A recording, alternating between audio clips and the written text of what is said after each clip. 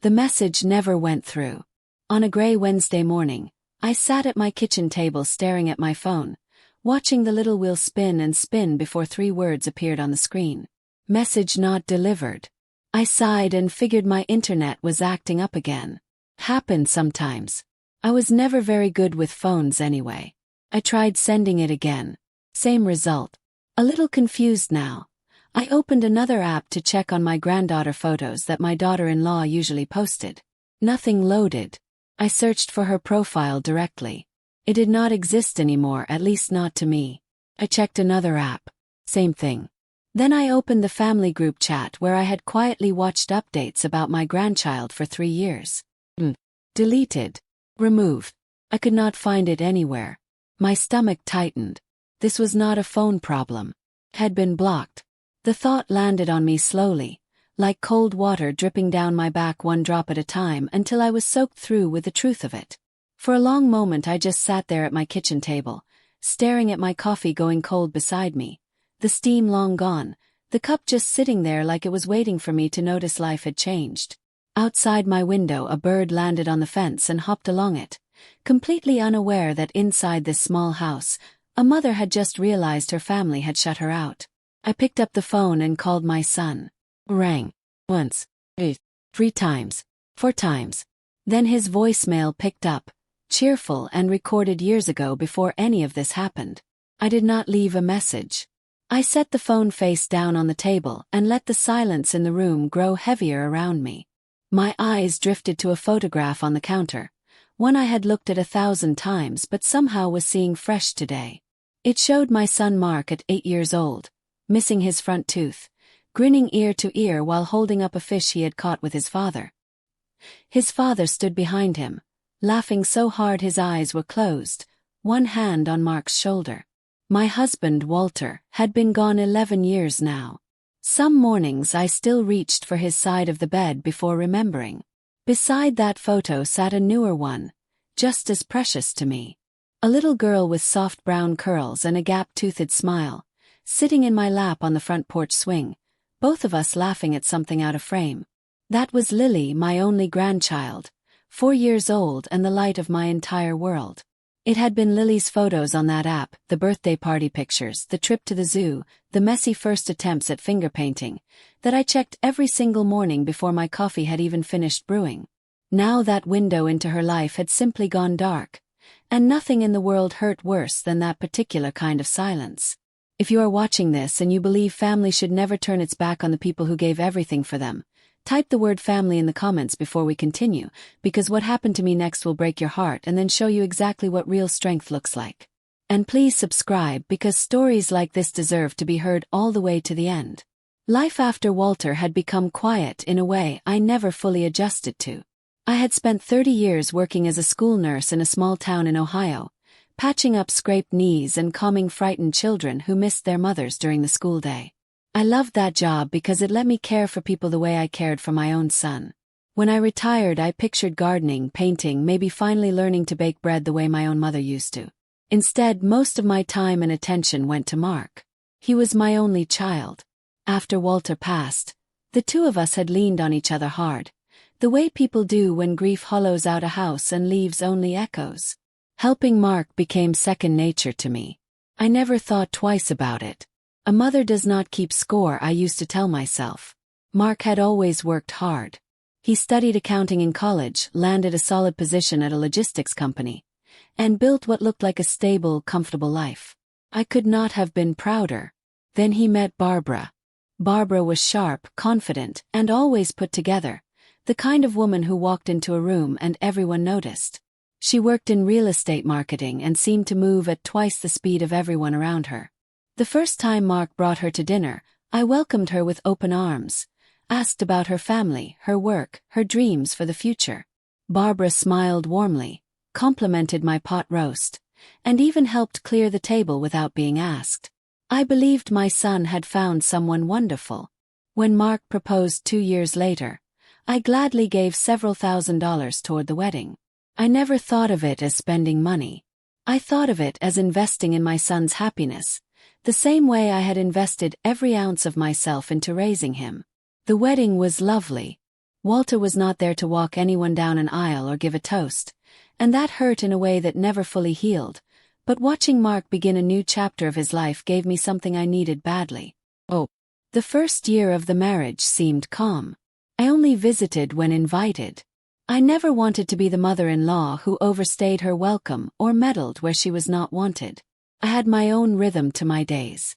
Every Tuesday I volunteered at the community food pantry. Wednesday evenings I had dinner with my longtime friend Dorothy. Weekends were spent in my small backyard garden, tending to tomatoes and peppers and a stubborn rose bush that refused to die no matter how many winters tried to kill it. Life felt balanced. Then it started to shift. Mark called one evening. His voice tight in a way I recognized immediately from years of listening to that boy grow up. His company had gone through layoffs and his position had been cut. He tried to sound calm about it. He did not succeed. "You will find something else," I told him. "You are smart and you work hard. This is not the end of anything." "I hope so," he said quietly. 2 weeks later he called again, this time asking if I could help cover 1 month's mortgage payment while he looked for work. I did not hesitate. I transferred the money that same day. I did not ask for it back. I did not expect a thank you card or a fancy gesture. I simply wanted my boy to be able to breathe. Barbara texted me later that night. "Thank you so much, Ethel, you have no idea how much this means to us." I smiled reading it. I actually saved that text message in a folder on my phone labeled Sweet Messages. I had no idea it would be one of the last kind words Barbara would ever send me. 1 month of help became 2. 2 became 4. Each request always sounded temporary: a car repair here, an unexpected medical bill there, groceries after slow month, the vet bill when their dog needed surgery. Each time I told myself the same comforting sentence: family helps family. I never once imagined that my generosity was slowly turning from a gift into an expectation, something owed rather than something given. By the time autumn came around, Mark had picked up a few freelance accounting jobs, but they were not steady enough to replace his old salary. Some months brought in decent money. Other months barely covered groceries. I understood uncertainty.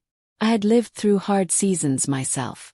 That understanding kept me saying yes every single time the phone rang with that particular tone in my son's voice. Months passed before I noticed something troubling. Mark almost never called just to talk anymore. The conversations always started warm enough. "Hi Mom, how are you doing?" "I'm doing well, sweetheart. How about you?" And then, within 2 or 3 minutes, the conversation would drift the same direction it always drifted now. "There is just one thing, Mom, we are a little short again this month. Do you think you could help us out?" I never complained out loud. After every call I hung up and told myself things would get better soon. Meanwhile, Barbara announced she had quit her marketing job. According to Mark, she was burned out and needed time to figure out what she really wanted from her career. I understood that too. Burnout was real and mental health mattered. Still, I could not ignore a small, quiet question forming in the back of my mind that I could not silence no matter how hard I tried to be understanding. If neither of them had steady income anymore, how long could this really continue? I kept that question to myself. Christmas arrived and I invited Mark and Barbara over for dinner. They came, though Barbara spent much of the evening on her phone, scrolling and typing while the rest of us talked. Mark seemed distracted too, constantly bringing up interviews he was waiting to hear back from and freelance projects that might or might not pay on time. I tried to keep the mood cheerful. I made Walter's old recipe for glazed ham, baked 2 pies from scratch, and wrapped gifts I had spent weeks picking out, including a soft pink coat for Lily that I knew she would love. Lily tore through the wrapping paper with pure delight, throwing her small arms around my neck and declaring it the best coat in the whole world. And for just a moment, watching my granddaughter twirl around the living room in that coat, I forgot about every worry sitting quietly in the back of my mind. Barbara barely looked up from her phone during dinner, typing quickly and then setting it face down, only to pick it back up a few minutes later. At one point I gently asked if everything was all right. "Just some work stuff," she said quickly, not offering anything further. I let it go, choosing not to push. I had learned over the years that pressing Barbara for details rarely led anywhere good. Instead I focused on Lily, helping her set out cookies for Santa even though it was still a full week before Christmas, laughing as the little girl insisted on adding extra sprinkles to every single one. For a few hours that evening, everything almost felt normal again. Almost. After dinner, while Barbara carried dishes into the kitchen, Mark lingered at the table with me. His voice carried that same hesitation I had come to recognize instantly. "Mom, our landlord is raising the rent starting next month." I waited, already sensing where this was headed. "We are going to be short about $200 every month now," he continued. "What exactly are you asking me, Mark?" I said carefully. "I was hoping maybe you could help cover the difference until I land something permanent." I did not answer right away. That night after they left, I sat down and opened my banking app for the first time in months with the intention of actually looking closely at the numbers instead of just glancing past them. I added everything together: mortgage help, car repairs, vet bills, groceries, emergency transfers, holiday spending, wedding contributions. I checked the total twice because I was sure I had made an error somewhere. I had not. Over the past year alone, I had given Mark and Barbara nearly $23,000. If you have ever given everything you had to someone you love only to feel it was never quite enough for them, comment the word enough below, because I was about to learn a lesson that would change the rest of my life, and I promise you do not want to miss where this story goes. I sat back in my chair that night and stared at the number on the screen. It was not enough to ruin me financially. My pension was steady and my savings were still healthy. But seeing that total written out in black and white changed something quiet and deep inside me. It was not really about the money. It was the sudden realization that I could not remember the last time either of them had called just to ask how I was doing, before asking me for something. The next afternoon my friend Dorothy came over for our usual coffee. I almost never talked about family troubles. I preferred to keep my worries to myself. But this time I slid my notebook of numbers across the table without a word. Dorothy studied the figures in silence for a long moment. Finally she looked up. "Ethel, does he know how much you have given him?" "I do not think so," I admitted. Honestly, I did not know myself until yesterday. Dorothy reached across the table and squeezed my hand gently. "Helping someone through a hard season is love," she said. "But keeping them from ever facing their own reality is not love. It just delays the pain and makes it bigger later." I wiped at my eyes with the back of my hand, embarrassed by how quickly the tears had come. "I do not know how it got this far," I admitted. Every single time it felt small. $200 here, $400 there. It never once felt like I was making some enormous decision. Just felt like helping. "That is exactly how it happens," Dorothy said gently. "Nobody wakes up one morning and decides to give away $23,000. It happens one small yes at a time, until one day you look up and realize how far those small yeses added up." "So what do I do now?" I asked quietly, feeling smaller than I had in years. Dorothy considered the question carefully before answering. "You start saying no," she said simply. "Not out of anger, not to punish anyone. Just because it is true, and because Mark deserves the chance to find out what he is actually capable of. You have given him 30 years of love already, Ethel. He knows he is loved. What he does not know yet is that he can stand without you underneath him." I sat with those words for a long moment, watching the steam rise off my coffee cup. "That sounds like the hardest thing I have ever done," I finally said. Dorothy smiled sadly. "Most of the important things are," she said. Those words stayed with me for days. I was not angry, not yet. Mostly I felt tired, the kind of tired that sinks into your bones. Tired of pretending every request was the last one. Tired of convincing myself that next month would finally be different. That same week, I had a routine appointment scheduled with my doctor, something I had put off for nearly a year because there had always seemed to be something more urgent to deal with first. Sitting in the small exam room waiting for my results, I found myself doing something I rarely allowed myself to do. I thought about my own mortality, plainly and honestly, without flinching away from it. The doctor came back with good news, nothing serious. Just some routine blood work to keep an eye on and a gentle reminder to slow down and manage my stress levels better. But sitting in my car afterward in the parking lot, I found myself gripping the steering wheel and staring straight ahead for a long time, turning something important over in my mind. I was 67 years old. I did not know how many years I truly had left, nobody ever really does, but I understood clearly for the first time that every single dollar I gave away without thought was a dollar I would never get to spend on the life I still hoped to build for myself. Every emergency I rescued someone else from was a piece of my own security quietly handed over to someone who had not yet learned to carry it themselves. I sat in that parking lot for nearly 20 minutes before I finally started the engine and drove home, but something inside me had shifted permanently in that quiet hour, something that would not shift back no matter how many phone calls came after. In early spring, Mark called again, and this time his voice actually sounded hopeful. "Good news, Mom," he said. "I've got 2 interviews lined up next week." "That is wonderful," I said, genuinely happy for him. But he continued, and there it was again, that word I had come to dread. "The rent increase starts next week and we still need that extra help." He explained they needed another monthly contribution, just $200. It did not sound like much when he said it out loud. I closed my eyes for a moment before I answered. I loved my son more than my own life.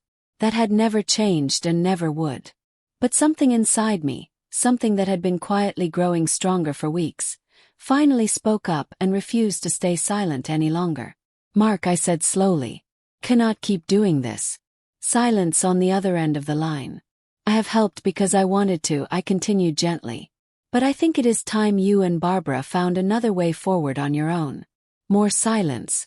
Then his voice turned flat and cold in a way I had never heard from him before. "So that is it then," he said. "It is not about love, Mark." "Feels like it," he snapped back. "No," I answered softly, fighting to keep my voice steady. "It is about believing you are capable of standing on your own 2 feet." Mark ended the call less than a minute later. The following afternoon, Barbara sent me a message unlike anything I had ever received from her before. It accused me of abandoning family in their time of need. It said I clearly cared more about protecting my savings account than helping the people who actually loved me. It said some things I would never forget no matter how many years passed. I read every single word twice. Then I set my phone down on the kitchen table and stared at the wall for a long while. I typed several responses and deleted every one of them before sending anything. Some arguments cannot be won, I realized, because the other person has already decided how the story ends in their own mind. 2 days later, I discovered I had been blocked on every single platform Barbara used, and Mark had done the same shortly after. No explanation. No final conversation.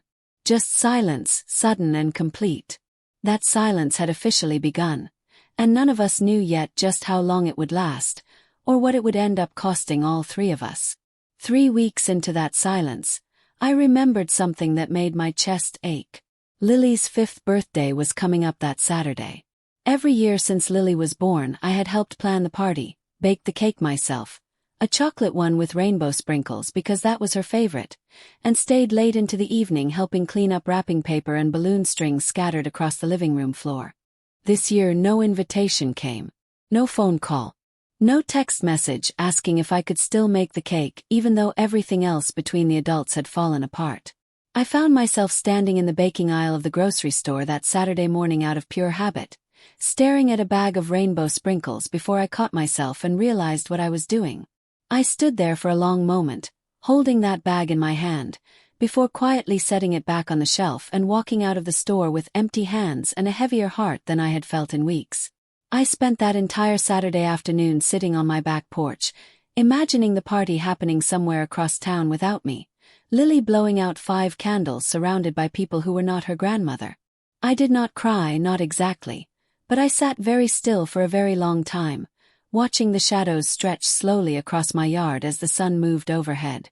If you think missing a grandchild is one of the hardest kinds of pain a person can carry, let me know in the comments, because I was about to discover just how much strength it takes to wait quietly for a door to open on its own. For the next several weeks, I resisted the constant urge to pick up my phone and call. Every single morning I would glance at Mark's name still sitting in my contacts, wondering if today was the day I should reach out first. Every single day I talked myself out of it.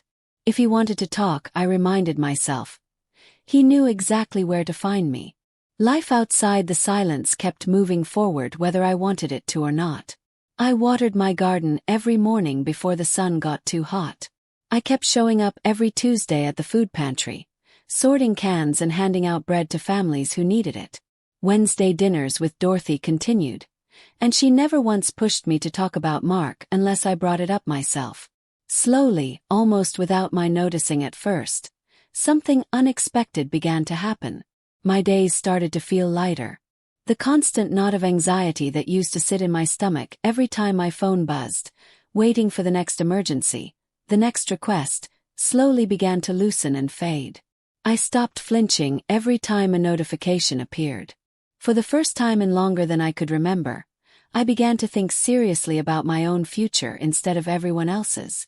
One Monday morning I called and scheduled an appointment with my longtime attorney, a kind man named George Whitfield who had handled Walter's estate all those years ago and had always treated me with patience and respect. When I sat down across from his desk, he asked me a simple question. "What brings you in today, Ethel?" I took a slow breath before answering. "I think it is time I started planning the rest of my life, whatever that looks like now." For nearly 2 hours we went through everything together, my savings, my pension, my small investments, and my will. George listened carefully as I explained, in full honesty, how much financial help I had given Mark and Barbara over the past year and a half. When I finished, he folded his hands on the desk and looked at me with real warmth in his eyes. "Ethel," he said gently, "you spent decades building a secure life for yourself. You deserve to actually enjoy it." Those words hit me harder than I expected. Enjoy it. I genuinely could not remember the last time I had thought about what I actually wanted for myself, rather than what someone else needed from me. George slid a different set of papers toward me first. "There is also the matter of your will, Ethel," he said carefully. "It has not been updated since Walter passed. As it stands right now, everything you have would go directly to Mark." I looked down at the papers for a long moment without speaking. "I am not trying to punish him," I said finally, my voice quiet but sure. "I still love my son more than anything in this world. But I do not want to leave behind something that gets treated the way the last few years have been treated. I do not want my life savings to become just another emergency fund that gets drained the moment trouble shows up, before anyone has learned to stand on their own." George nodded slowly, clearly having had this exact conversation with other clients before. "There are ways to structure things that protect what you have built," he said. "A trust, for instance, with conditions attached. Funds that release over time or only under certain circumstances. It does not have to mean cutting anyone out. It can simply mean building in the same kind of boundary you are already learning to hold in your everyday life." I thought about that for a long moment, picturing Lily grown, picturing Mark older and hopefully wiser, picturing a future I could not fully see yet but wanted desperately to protect. "I would like that," I said finally. "I want to help him build a future, not just survive whatever crisis shows up next." We spent the next half hour going over the details together, and by the time I left his office that afternoon, I felt something settle inside me that had been unsteady for a very long time. I was not abandoning my son. I was simply making sure that whatever I left behind would actually help him, instead of quietly enabling the very patterns that had nearly broken our relationship apart. That evening I told Dorothy about the meeting over our usual Wednesday dinner. "Do you think he will understand someday why you did this?" she asked gently.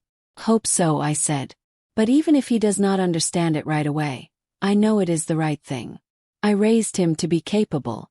It is time I actually trusted that I did." George slid another folder across the desk that same afternoon at our earlier meeting. "There is something else we should talk about," he said. "His house." I looked around his office thoughtfully, thinking of the small home I had lived in for over 25 years. Every room held a memory. Walter painting the nursery a soft yellow before Mark was born. Birthday parties in the backyard.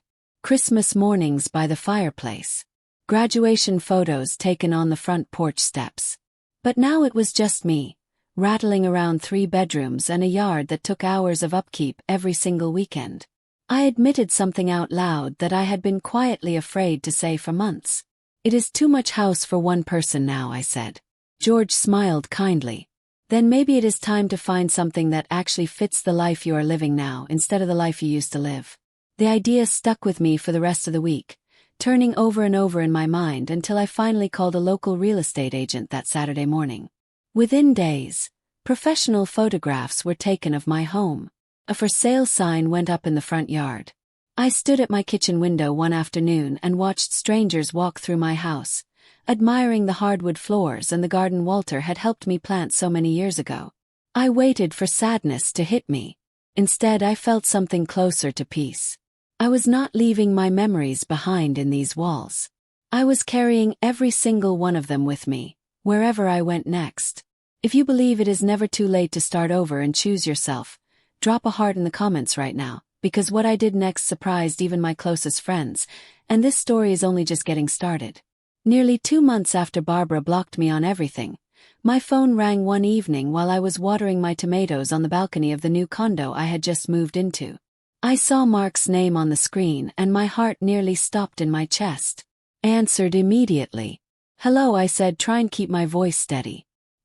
His voice sounded tired, worn thin in a way that scared me a little. "Mom," he said. "Can we talk?" "Course, sweetheart," I said. "I'm here." He hesitated for a long moment before continuing. "We are in real trouble, Mom." I sat down slowly in one of my balcony chairs and listened without interrupting. Barbara's freelance work had slowed almost to nothing. Mark's consulting contracts had dried up completely. They had fallen behind on rent for 2 months straight, and their landlord had given them one final warning before starting eviction proceedings. "We need $5,400, Mark said, his voice cracking slightly. "If we can pay it this week, we will be okay. I promise this is the last time I will ever ask you for anything like this." I closed my eyes and let the silence stretch out between us for a moment. Months earlier, I would have already been opening my banking app before he even finished the sentence. This time was different. I had spent weeks, months even, thinking carefully about a moment exactly like this one, not with anger simmering underneath, but with something steadier. Clarity. I spoke slowly and gently. "I am not going to be able to do that, Mark." Silence stretched across the line.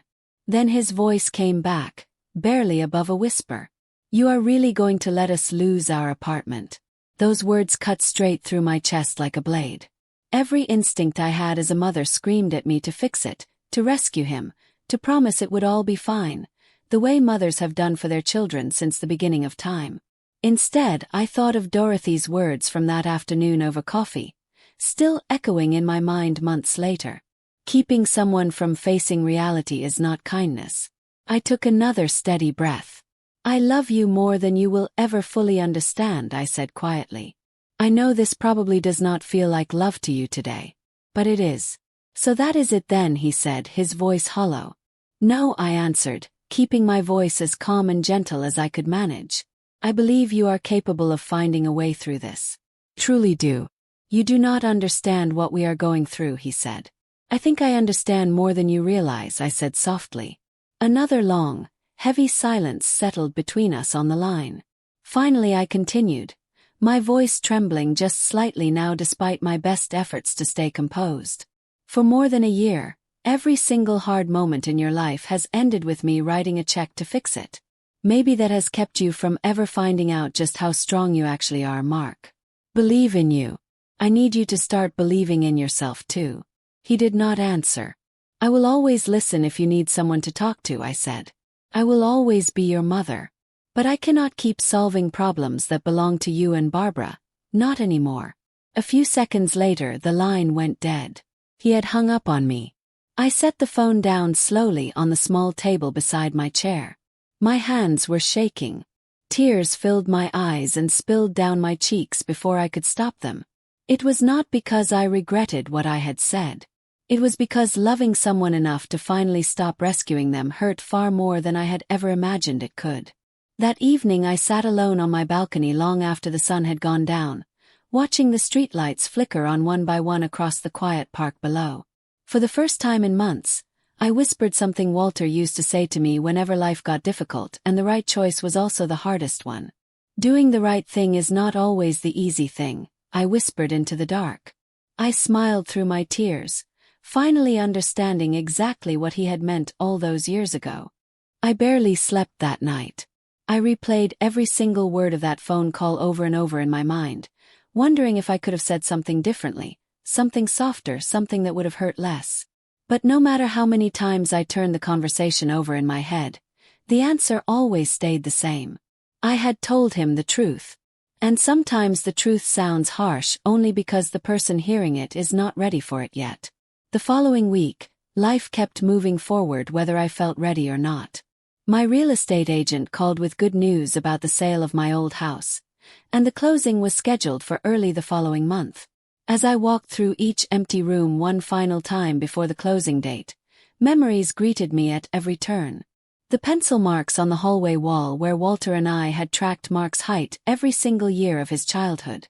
Walter's old tools still hanging neatly on the garage wall exactly where he had left them.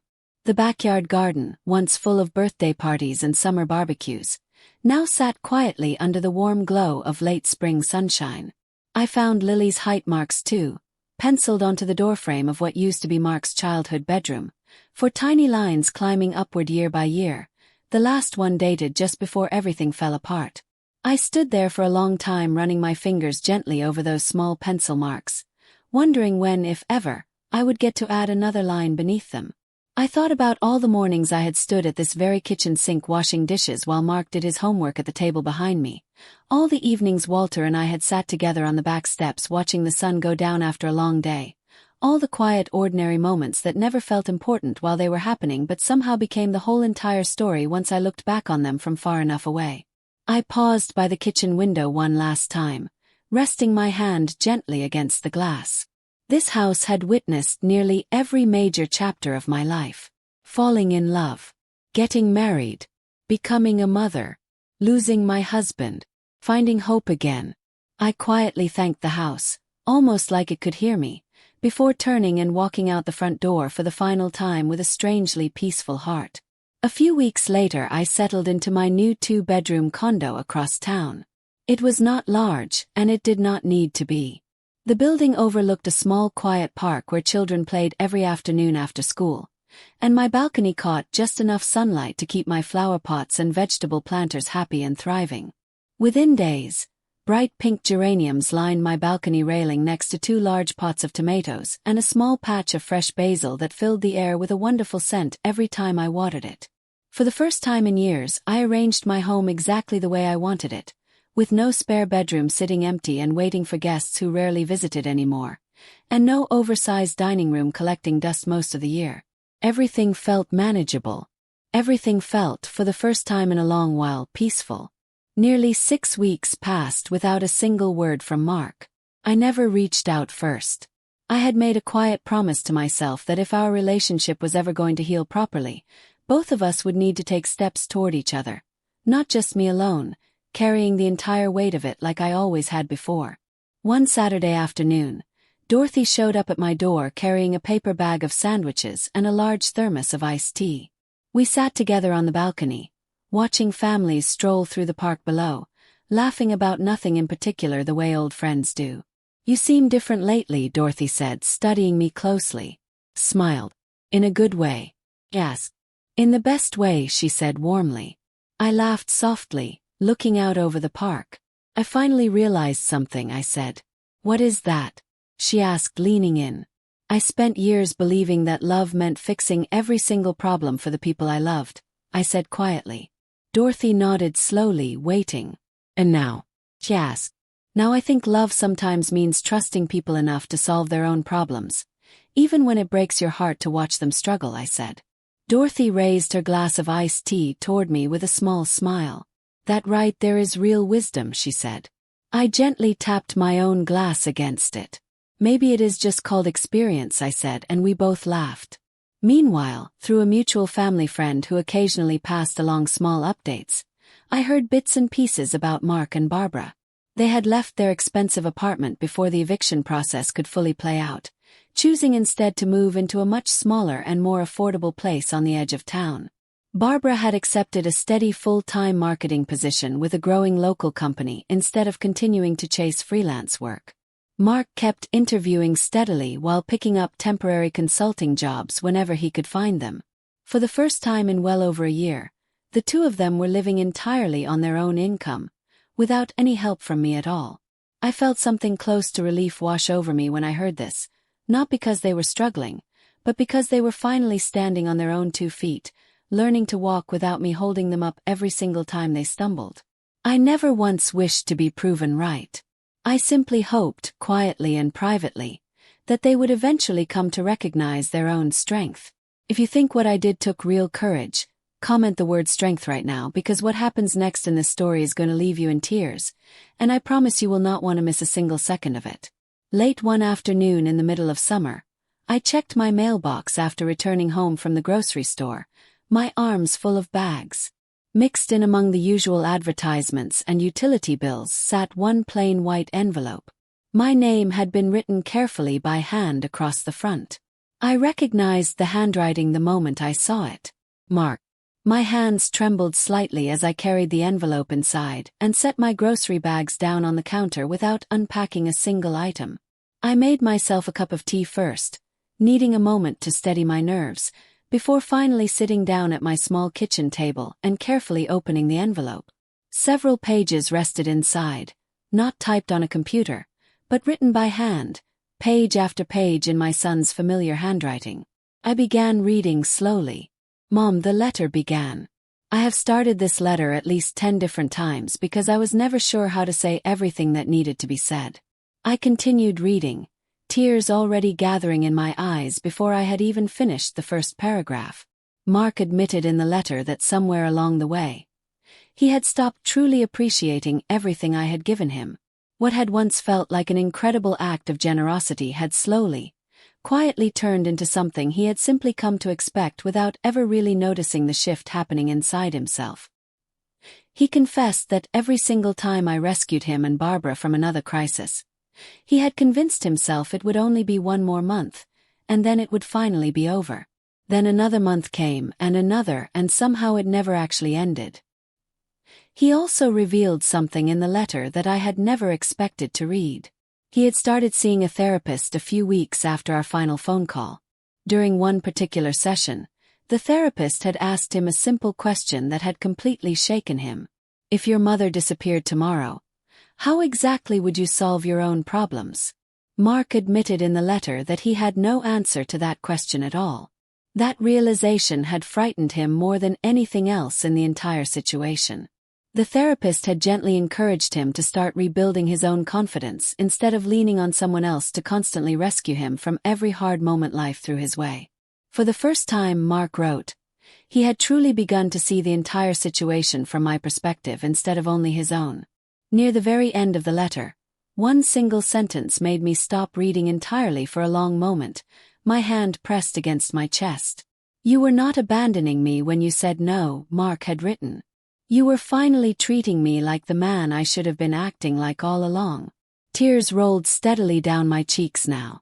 These were not tears of victory or satisfaction. They were tears of pure relief, the kind that comes after carrying something heavy for far too long and finally being allowed to set it down. I folded the letter carefully and pressed it against my heart for a long moment before setting it gently in the top drawer of my desk, right beside the last birthday card Walter had ever given me before he passed. I did not answer the letter right away, not because I was still angry, and not because I wanted to make Mark wait and wonder. I simply believed that some words deserved careful thought before they were sent back out into the world. For several days, I reread his letter every single morning over my coffee. Each time I noticed something new, not necessarily in Mark's handwriting but in myself. The hurt I had been quietly carrying for months no longer felt quite as heavy as it once had. It had not disappeared completely, but it had clearly lost most of its power over me. One quiet afternoon, I sat down at my small dining table with a sheet of nice stationery and my favorite old fountain pen, the one Walter had given me decades ago for our 10th wedding anniversary. I began to write. Dear Mark, I wrote. Thank you for your letter. It means more to me than I could ever fully put into words. I paused often, choosing each sentence with great care. Being your mother has always been the greatest privilege of my entire life, I continued. Nothing that happened over the past year has changed how deeply I love you, and nothing ever will. But love does not always look like saying yes to every request, I wrote further down the page. Sometimes love looks like believing someone is strong enough to stand on their own 2 feet, even when they do not yet believe that about themselves. I told him how proud I was that he had chosen to seek professional help instead of simply pretending everything was fine. I praised him for finally taking responsibility instead of making excuses for himself and for Barbara. And most importantly, I reassured him that the door to my life and to my heart had never actually been closed to him. It had simply needed some healthier boundaries built around it, for both our sakes. At the very end of my letter, I wrote one final line. "Whenever you are ready, you are always welcome to come over for coffee," I wrote. No expectations. No discussions about money. Just a mother and her son. I sealed the envelope carefully and mailed it the very next morning on my way to the food pantry. 3 days later my phone rang. It was Mark. This time when I answered, neither of us spoke for several long seconds, the silence stretching out between us, full of everything that still needed healing. Finally his voice came through, soft and uncertain. "Hi Mom," he whispered. I smiled, feeling my chest loosen for the first time in what felt like forever. "Hello sweetheart," I said gently. "Got your letter," he said. "I'm so glad," I said. "I've missed you terribly." Those 4 simple words carried more honesty and healing than any formal apology ever could have. "I have missed you too," he said quietly. Our conversation lasted nearly an hour that afternoon. We talked about ordinary, small things at first, the tomatoes growing on my balcony, a neighbor's new puppy that would not stop barking, a mystery novel I had just finished reading twice because I loved the ending so much. Mark shared that he had finally accepted a full-time management position with a local transportation company. The salary was not quite as high as his previous job had been, but it offered real stability, and for the first time in a very long while, he told me, he actually felt hopeful about the future again. Barbara had stayed on at her new marketing position too. Together, Mark explained, they had sat down and created a strict monthly budget for the first time in their marriage. They had paid off several overdue bills one by one, and had even started a small emergency savings account of their own, something I had never known them to have before. "It is not much," Mark said with a small laugh in his voice, "but it is ours, and we earned every bit of it ourselves." I could not have been happier hearing those words. Several weeks later, Mark asked if he could come visit me in person. When the following Saturday arrived, I spent the morning baking his favorite apple pie, just as I had done for him since he was a little boy who could barely see over the kitchen counter. The knock on my door came right at 2 o'clock in the afternoon. When I opened it, Mark stood there on my doorstep holding a bouquet of fresh sunflowers, my favorite. For a moment, neither of us moved or spoke at all. Then Mark stepped forward and wrapped his arms tightly around me. "I am sorry," he whispered against my shoulder.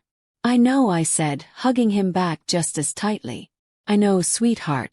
We stood there together in my doorway for a long moment, letting months of pain and distance quietly melt away without needing to say another single word about it. Then Mark stepped aside, and there behind him stood Barbara, holding Lily's small hand. The little girl looked up shyly for a moment, unsure, before recognition spread across her face and she broke free, running straight into my arms with a squeal of delight that I felt in every part of my chest. "Grandma, I missed you so much," Lily said, her small arms wrapped tightly around my neck. "I missed you more than you will ever know, sweet girl," I whispered, holding my granddaughter close and finally letting the tears fall freely, unashamed, right there on my own front porch. Barbara stood a few steps back, watching the reunion with tears in her own eyes, not quite ready yet to step fully into the moment, but no longer standing apart from it either. Later that afternoon we all sat together on my small balcony, drinking iced tea and watching the children play in the park below, while Lily sat happily on my lap, pointing out every dog that walked past and insisting each one was the cutest dog she had ever seen. A few days after that visit, I received an unexpected phone call. It was Barbara. Her voice sounded nervous and unsure on the other end of the line. "I do not expect you to forgive me overnight," Barbara began carefully. I stayed quiet and simply listened. "I just wanted to call and tell you that I handled everything badly," she continued. "I let stress and fear and my own pride cloud my judgment completely." Barbara admitted that blocking me on every single platform had been an immature and hurtful reaction, and that she deeply regretted letting her anger control her actions the way she had. She spoke slowly, choosing her words with obvious care, clearly having thought about this conversation for a long time before finally making the call. "There was something else," Barbara said, her voice growing quieter. "Lily kept asking for you. Every single week she would ask when she could see Grandma again, and I did not know what to tell her. That was honestly the hardest part of all of this for me. Watching her ask for you and not having a good answer. My throat tightened hearing that. I thought about her every single day too," I said softly. "I know that now," Barbara said. "I think if I am honest, I was scared. Mark losing his job made me feel like our whole life was falling apart. And somewhere in there I think I decided that if I could not control anything else, I could at least control how angry I was. That was not fair to you. You never once, in all those months, treated me like anything other than family, even when I clearly was not treating you the same way back." I accepted her apology with quiet grace, though I did not pretend everything between us had been instantly repaired by a single phone call. Trust, I knew from decades of life experience, always returned slowly, the same way a garden comes back to life after a hard winter. Takes patience, takes consistent care, and most of all it takes time. "Would it be all right," Barbara asked carefully near the end of the call, "if I brought Lily by sometime soon? She has missed her grandmother so much." I felt my eyes fill with tears all over again. "Nothing would make me happier," I said. As summer slowly faded into autumn that year, I settled comfortably and happily into my new life. My balcony overflowed with flowers, fresh herbs, and ripe red tomatoes that Dorothy loved to steal a few of every time she visited. Tuesday afternoons were still spent at the food pantry, helping families who reminded me a little of my own younger years. Wednesday dinners with Dorothy remained a cherished weekly tradition, always filled with laughter that echoed off the walls of my small kitchen. Mark visited every few weeks now, sometimes bringing Barbara along with him, sometimes coming alone. There was no more pressure hanging over any of our visits anymore, no unspoken expectation waiting in the background of every conversation. Our relationship was finally growing naturally, built on something real instead of being held together only by financial dependence, the way it had been for far too long before. One quiet evening, as the sun dipped slowly below the horizon and painted the sky in soft shades of orange and pink, I looked around my peaceful little condominium, taking it all in. It was not the largest home I had ever lived in. It was certainly not the fanciest place on the block. But it was filled with something far more valuable than square footage or granite countertops. It was filled with peace. I finally understood a lesson that had taken me more than 6 decades of living to fully learn. Real generosity, I realized, is never measured by how much money a person gives away to the people they love. It is measured by whether that kindness actually helps someone become stronger, or whether it quietly keeps them dependent and small, unable to ever truly stand on their own. Looking back on everything that had happened, I never once regretted helping my son when he had genuinely needed me most. What I regretted, if anything, was waiting so long to finally set healthy boundaries around that help before it quietly began to hurt us both instead of bringing us closer together. The money I had spent over those years was gone forever, and I had made my peace with that a long time ago. But the lesson it had taught me remained absolutely priceless, worth every single dollar and every single tear it had cost me along the way. Life had given me another beginning instead of an ending, at an age when most people assume all their major chapters have already been written. I had learned, in the hardest way possible, that protecting my own peace was never selfish. Choosing myself, after a lifetime of choosing everyone else first, was never abandonment. And saying no at exactly the right moment had ultimately become the single most loving gift I could have ever given, not just to my son but to myself as well. Sometimes on Sunday afternoons now, Lily comes over and helps me water the tomatoes on the balcony. Her small hands clumsy with the watering can, more water ending up on her shoes than on the plants most days. I never correct her. I just watch my granddaughter laugh in the sunlight and think about how close I came to letting fear and exhaustion keep me from ever seeing moments like this one again. I kept Mark's handwritten letter in that top drawer of my desk, and every so often on harder days, I take it out and read it again. Not because I need reminding of what happened, but because I like remembering how far we both traveled to get back to each other. The updated will still sits quietly in George Whitfield's office, Structured now the way George and I designed it together. Built to help rather than harm, built to encourage strength instead of dependence. Mark does not know all the details yet. I plan to tell him myself someday when the moment feels right, not as a warning, but as proof of exactly how much I believe in the man he is still becoming.